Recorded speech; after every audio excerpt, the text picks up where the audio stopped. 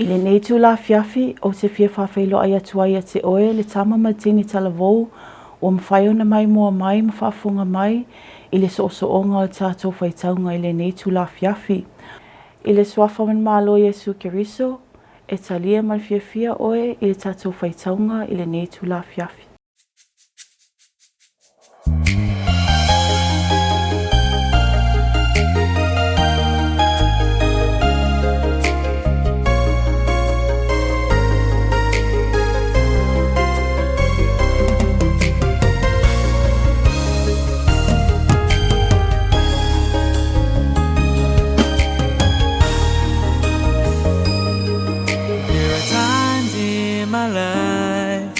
I try so hard to be a perfectionist. The more I try, the more I fail. I wonder what's wrong with me. But in my wandering what I found, I keep fighting against the wall of sin. But in my doubts and these illusions, I heard his voice speaking to me. Try Jesus, he's only a prayer away. Jesus, he's only a prayer away. You can talk to him in prayer. Every moment he's always there. But if he takes your call on him anyway, he knows your strength and weaknesses. No matter how big or small your trials may be, he knows what's best for you. Just remember, Jesus is only a prayer away.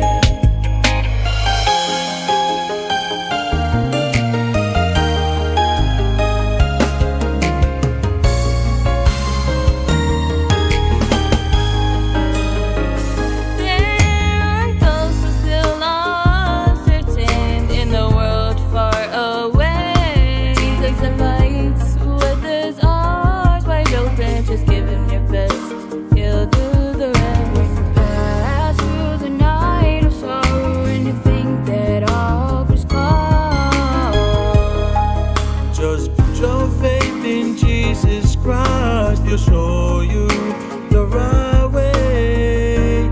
Try Jesus, he's only a prayer away. Jesus, he's only a prayer away. You can talk to him in prayer. Every moment he's always there. But if he takes your call on him anyway, he knows your strength and weaknesses. No matter how big or small your trials may be, he knows what's best for you. Just remember, Jesus is only a prayer away. Sometimes life seems so empty and you won't know you've given up. Oh, every moment that passed you by and your burden was seen. Between what's right or wrong and you don't know what to do. Just give your life to Jesus now. He's your guiding light.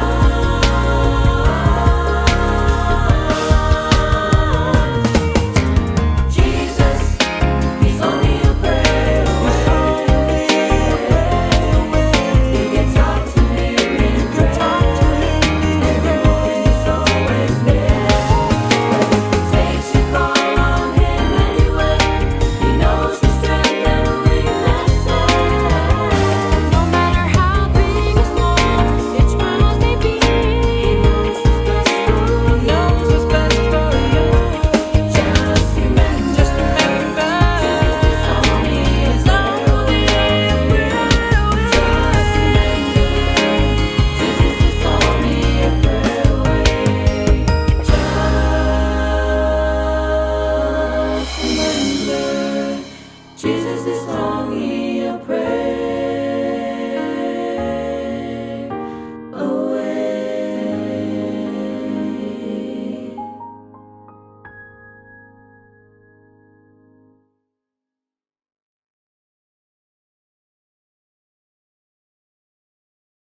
O le au tua tata whaitaunga le ne tu la fiafi. Wa whao tuina whaapea. O le tawa moni I whetu. O le tawa moni I whetu. True Star Wars. Mo le tata mau au tu e sao me le whaalinga sfulu ma le lua. Wha upe fitu se whangata ma le walu. Isi taimi umi lava mo vai. Isi no fuanga ma mau lava le langi. E maa sani na e whaalonga I soa whaitau nei. Na whaapea na matai na ile tawa I whetu. Star Wars, o se tasi o ata whaasolo tautaua I le tala whaasolo pito. Osi luka, o iele na whaiele nei ata. I le vaitau o le fitu se fulu, na ia pu e na ile vaenga o vaenga e iwa o le nei ata whaasolo. Na avea mata na pu e na langona, ma whaamemelo ye le vaitau o miliona o tangata. O le ata ato le tau I whetu, e ma whaiai o na tau whai se maimonga I whaape nei. I se lalolangi I mamao e se atu. Na iai se vefina wa inga na tula I mai ai mo se taimi umi. Ato I me le tele o toto masaa, I le vā o Jedi. Na tu I le vā o pola inga ma wha masinonga tonu wha malo. Ato ai maluka. O ia o se tangata au pito I lawi loa o I lato uma.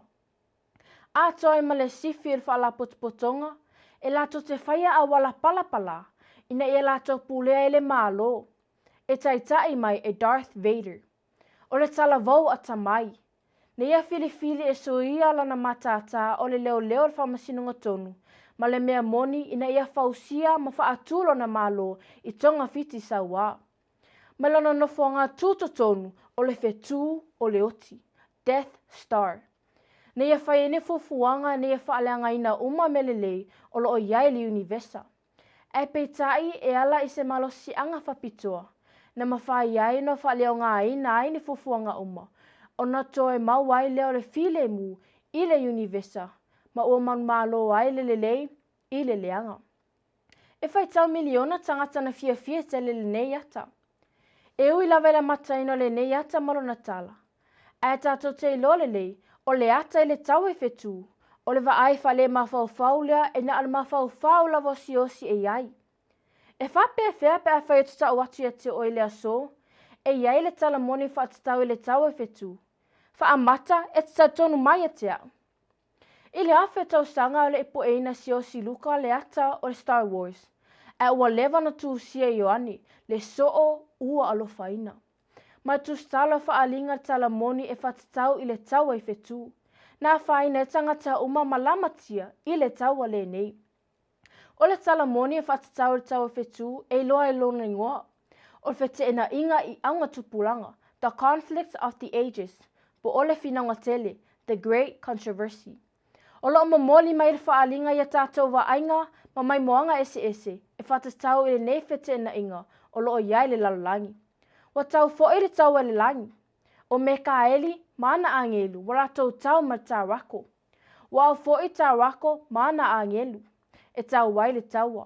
A ua la to le man malo. E le tau mau fo I le langi se mea tā la to te nofo ai. Wala fo I tā rako tele, o le ngata tuwai lea. Ua ingoa ti a polo. Ile masatani. O le fasise I le lalangi uma. Wala fo I fo lalangi. Wala fo I na angelu, fa atasi maia. Fa alinga sfulma lua, fa upo fitu se whangata maleiva. Se o tātou sa ili lama totoa I le tala moni le nei o le tau e whetu. E tolu lava vaenga o lo vai nei la tātou suenga. Mō mua. Se o tātou sa ili mō mua o na tangata au tū. Lona lua, o la tātou vaai I ona vaenga ese. Male lona tolu, o la tātou vaai I lona taunu unga. Vaenga mō mua. Se o tātou sa ili po o ai tangata au tū o tala moni le nei e whatatau le taua I whetu. O tangata au tū le taua le nei o Mikaeli ma le tarako. Fesili, o ai ila ua. O atiu te lala ua whaia. Tato a mata sa ili lea po o ai Mikaeli. E wha lima lavona ta ua Mikaeli tuspa ia.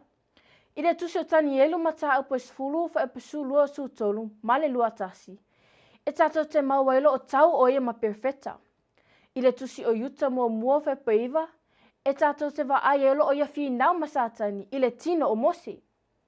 E tutusai matani ele sulu o whep mua. Lo whapea mai ai i le taimeri unga e tula e Mikaeli e whaola tangata whiriwhiri o le atua. E lua vainga tātou se mawhai e o manino malamalama po o ai Mikaeli. Mua o lona ingoa. O le ngoa Mikaeli e saumele upu e peri, Mikael.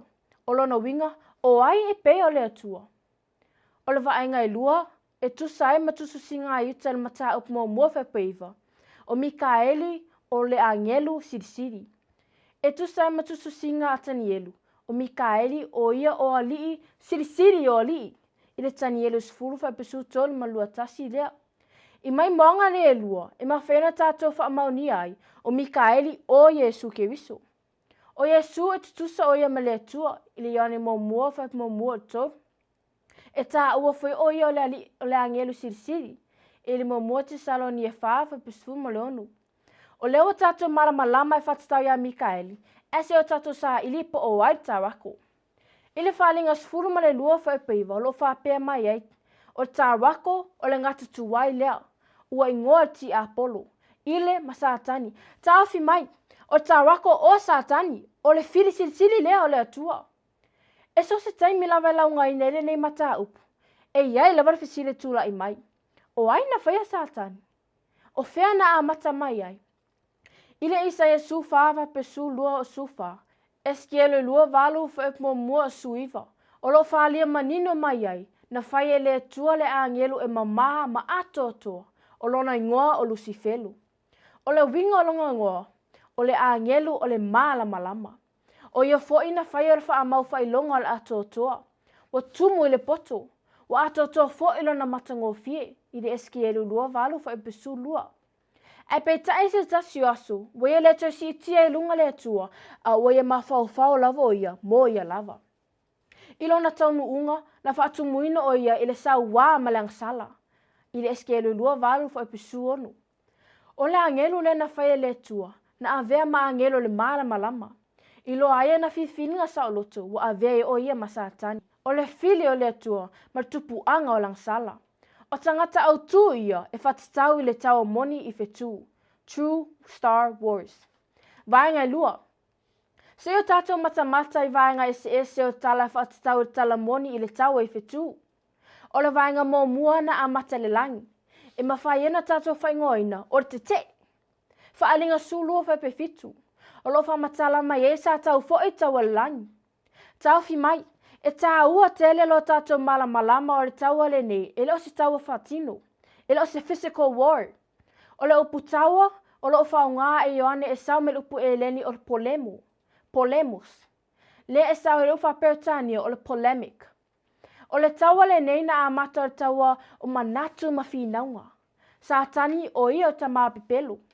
Ne sa iri awala ese whaleanga i le ami o le atua. Malona wha moi. Ina ia si tia o ia ilunga, masili atu i no whali o le atua. Le e whamai e Isaia li Isaia sufa, whapesu lua o sufa.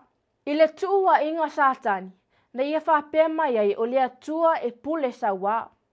E pao lava mea manao iai, ia ngā wā i matu mea na whaia ia te ia. O tustala kerisiana longolongo wā o lona ingoa le na waita. Na ia whaali lona manatu e whatatau i le waenga mō mua le nei, mana ia tūsia. O Lucifero, le kerupi whaamarumaru. Nea nau i nea sili o ia i le langi. Na ia sa ili atu ina ia mawhai o na ia pūlea angelu uma o le langi. Ina ia mawhai ai o na toso ese mai lato, mai le na whaia i lato. Aia lato whaalalo uma atu i ate ia. O le mafua anga lea, wa avise sea i le tua, e mau umai e ia le whaia ina, ma le vi inga o loo whanau i ai. E ala i ona winga leanga, ina ia manatu e whaaleanga ai le atua fofoa. E peta ina whaase ina i le toa tele o angelu. I le vaenga mō mua le neina whaato i lalo ina i sa tani matuli e sea mai ai o ia ma le langi. Whaatase e ma le tasi o vai tolu angelu na whiriwhiri e mulumuli a te ia. Ua manu malo Mikaeli. I le vaenga i lua. E whaingoa ina o le oso whainga, invasion. O le ale mea na tupu ina ua mai ele tuli sea mai o satani. Na whaia e le atua le fofuanga matango fie. I le kenese mō mua, o lo tu si ai, na whaia e le atua mea uma i aso e onu. Ma ile aso onu, na ia whai ai le tangata. O na whai le atua o tangata I lona whaatusa. O le whaatusa le atua na ia whai ai o ia. Na whai ia o la ua o le tane ma le whawhini, ke nese mua wha pelua fitu. Na tu uina le atua tātou rua I mātua pau taiso e tena, ma ave iai le whatonunga e whaapea. O lau uma o le whatoanga te ai ai. A o le la au e loe lelelei, ma le leanga, aua e te ai ai. A wale aso te ai ai, e te oti ai lava. Ke nese lua whaupusu ono, se whangata me su fitu. O le taimi lea na oso whaia e sātani le matango fio e tena. Ua siri lea tamai o le ngata I manu uma o le vao na whaia I ova le atua. Ua whai mai o ia I le whawhine. E moni ea na whetala I mai le atua lua tele a ai la au uma o le whatoanga. O na tali atu lea o le whawhine I le ngata. O fua la au o le whatoanga ma te ai ai lava. A o le fua la au I to tonu o le whatoanga. Na whetala I mai ai le atua. Aua ma te ai ai, aua fo'i ma te pai atuai. Ne I maoti. O na whai mai ai lea o le ngata I le whine. Lua te leo ti lava. Awa o sila fia I le atua. O le aso lua te ai ai. E pula ai o lua mata. O na avea ai lea o lua e pe o ni atua. O lo o iloa le lei ma le leanga. Kene se tolu alo na whai upo mua se o atu I 5. O le whaano noanga. Na le iu si tai o tātou ulua I mātua I le alii. Ma o lona taunu unga, o le avea lea ma polonga sātani. A taunu e te toa mānatu ma whaapea ifo. Ai se a na whātanga ia le atua le neiva ainga. Ai se a na ia le tāo fia I sātani mai le o atu ia a tamu ma Eva. E le lei ona tātou malama le lei. O le atua lava ia, o ia o le atua o le sa o le tonga po o le freedom. E le I whaia e le atua ni masini po ni robot te mawhai o na ia whātontonu mai, e tusa lava po le ale mamao e iai. E saia a tamu ma Eva le sa o le tonga e whirwhiri ai. E sa mawhai lava o na la ua whirwhiri e ustai atu I le atua. Ia pele ustai fo ia te ia. Ai o le tala whanoa noa, na la ua whirwhiri e uia le ala o le le ustai. I le vaenga e tolu o le atale nei o le taua moni I whetu. E whaauru talaina, o le langaina o le to ilalo. O le langaina o le to ilalo. I le manatu mawalunga o sātani, ua ia whale au ngā ina le fofua ngā le atua. Ai peitai, a o le I fofua ina le whaavai o lalangi. Ua uma o na whaatulanga I le atua le plokalame po le awala e whaaea ai le to ilalo. I le whaalinga sfu tolu o lona whai upo e walu. Ina ua mai a le pau o le ulua I tangata. Na fola mai ai le atua le whaaola o le aia whaumatia le pule saua ti Apollo. O te whaatupuina le feitanga ia te olua ma le whawhine, o lau whanau fo'i ma lana whanau, na te tui momomoina lo ulu, ai o oe e te tui momomoina lo na mulivae, kene se tolu a lo na whai upesfun ma 5. O le aia au maia le whaasa olo tonga, e le ai se ta se sili atu ua na o Mikaeli. O lo tātou wali o Yesu, o le a whai o ia masui o tanga sala, e whaafetai ia I sātani ma na au o le pōliuli. Ma o le mea moni lea na tupu. O Mikaeli, lea li isili ua liu tino tangata. O ia lea e ala ilona maliu, na totongi ai le tau e toi whaatawina ai I tātou. E feso e mua au lona whai upe fitu. Ai le iai peo o ia I sunga mau. Ai le tolu aso. Na ia toi tū man malo mai ai. Ma ia whaato ila loina le malo o le oti. E peru e lua au lona whai upe sun malwha. E ala ilona whanau mai. O lona soifua. O lona maliu ma lona toi tū. Na whaapale ina ai Yesu I le pale I le man malo I le taua moni I whetu. E whawhetai mavi ia le atua awa e ala mai le man malo Yesu Keriso. Ua mawhai ai le universa atoa o na maua le man malo. E malo a ia Satani. Na o whalongo foi leo tele I le langi, ua whapea. O na pō nei, ua o mai ai leo la tanga, ma le mana, ma le malo o lo tātou atua, ma le pule alona keriso. A wā ua lafo I lalo le na molia o tātou uso, o le na molia I lātou I luma o lo tātou atua, I le au ma le pō, whaalinga sfulu malua, a lona whai upa sfulu. E whawhetai le man malo e ala mai a Yesu, ua au mai ai le mautinoanga I le taunu unga o le talamoni e whatatau I le tau I whetu o le ai. E le ai se masau salo, o le a whaumatia le malo o le pongisa ma le leanga e whaavavau. I le whaalinga I luas fulu a lona whai upa sfulu, o loo whapea mai ai, o le ti Apolo, ua la foina o ia I le lepa o le afi, ma le te io. O lona whawhanonga e whaavavau ma e le to iai. I le ngana whaasolo na tūsi ai ele na waita upu nei, e momoli mai ai le taunu unga ma le unga o taua moni I whetu, The Real Star Wars. O le whina unga tele ua whaamutaina. O le angasala ma tanga sala, o le ale to iai. O le Universa atoa ua whaamaina. E tasi lava le fati, o le lotonga tasi, ma le fia, o le a whaalongoina I le fuafuanga atoa. E mai a te ia na whaia mea uma, e tafe mai ai le ola, ma le maala malama, ma le fia, ma ngai atua I tulu inga uma o le lalolangi. E mai lava I mea ni se ipa ia me te tele o le lalolangi, e mai mea le aini tino e o lava I mea e whai tino. I lola tō matango fie, e le to e tau mia, ma le fia atua, o le ala tō alanga tuai, o le atua, o le alofa lava ia. O se manatu whaiu. O le ale fatu o le mea moni e whatatau I le taua moni I whetu. O le tali. O Yesu, o ia o le manmalo sisili. O lona langaina o lo tātou I lalo e sili atu na ilo o Jedi po o Skywalker. O lona manmalo I lunga o le sātauro, o le talamoni ma le ofofongia. Ma o I lato uma o e tatonu ia te ia. Lato te oli, iai le aso. O le a whapea foio na lato mon mauina. Le wha maoni o lona malu, e o le wha vau. Whai maina o Jennifer manisio ana wo Sasa Valley whata amilo I taulanga. I leo a uli le nā, ua na o langona o le fia. Na tali e nisio ana wo a oanga I maalia e se atu te avale le isio I latou. Aina whate ia uma, I nai se kone lava, na suia atua ai le vainga. O se tasio te avale ua so ese mai le laina e te tau ona iai, ma feto ai ma te avale lea o lo iai Jennifer. O le malo si tele o le afianga na malili umai I latou, se iwanga na ai le tamaita I o Jennifer. Na whaanatinati atu o ia I le whale mai I le potu o le whala vlave whafua sei.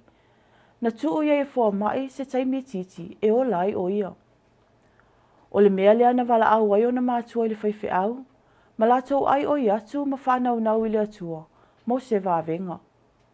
Ua na o se vāvenga e mawhai ai o na lavea ina o ia mai leoti, ma na tali mai le atua.